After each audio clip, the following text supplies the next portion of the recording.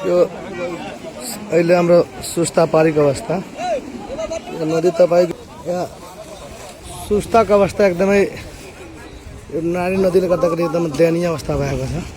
यहाँ हेर्नु तपाईहरु त सिधै यो नदी यताबाट आछ। यो सिधै नदी अब यदि यहाँ काम यदि रोक्न सकिएन भने यो सुस्तामा नै पुरा नारी नदीको पानी जान्छ।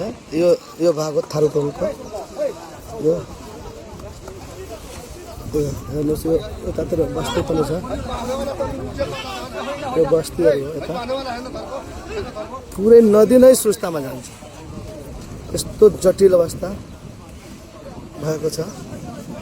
यसैबीच सुस्तावासीहरू आफ्नो लोकलको युक्ति लगाएर कटान रोकथाम गर्नको लागि यहाँ जनश्रमदान गर्दै